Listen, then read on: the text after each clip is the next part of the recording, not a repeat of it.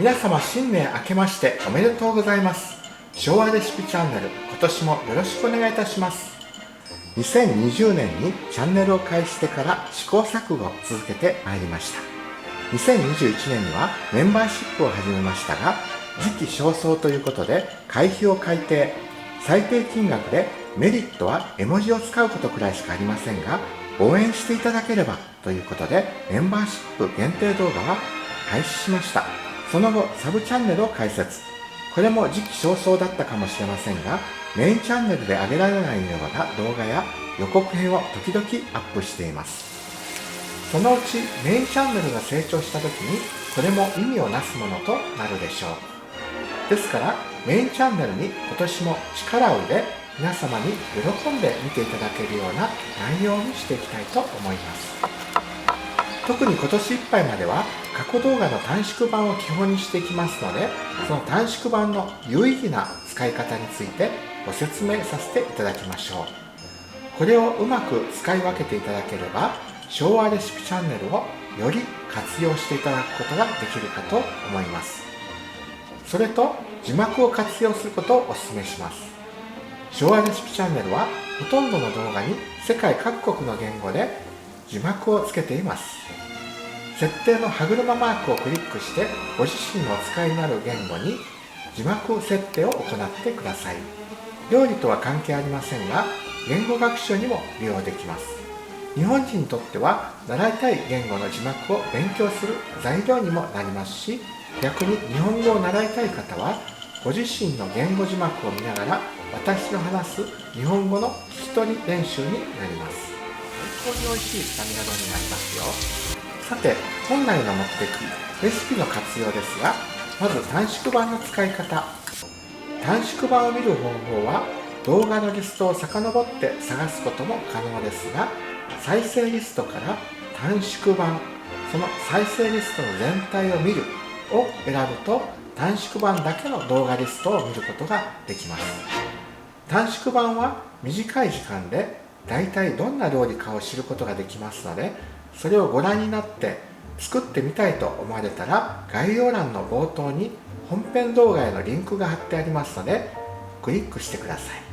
詳しい作り方をご覧になることができます。食材リストは初期動画の中に 4,5 カ国語で出てきますが、短縮版の概要欄には世界各国の言語の説明欄に訳して表記していますので、そちらをご覧ください。そしてもう一つの短縮版の使い方です。昭和レシピチャンネルの熱心な視聴者様向けですが、すでに本編を一通りご覧になっている方は短縮版を見るだけで概要欄の食材リストをチェックしながら作ることができるようになっているでしょう。長い時間の本編を見直す必要はありません。この時必ず字幕をオンにしてください。そうすればそれぞれの言語でその料理の流れを約3分前後で理解することができます。本編は詳細な部分、ちょっとしたコツを忘れている時だけまた見直してください。料理チャンネルの中では最も幅広く多くのレシピが紹介されていて、まだまだこれから増えていきます。世界の料理のデータベースとして昭和レシピチャンネルをご活用いただければと思います。今年の課題として昭和レシピチャンネルの動画をジャンル別に分けて短縮版と本編の URL リストを見やすいようなページを作ろうと思っています。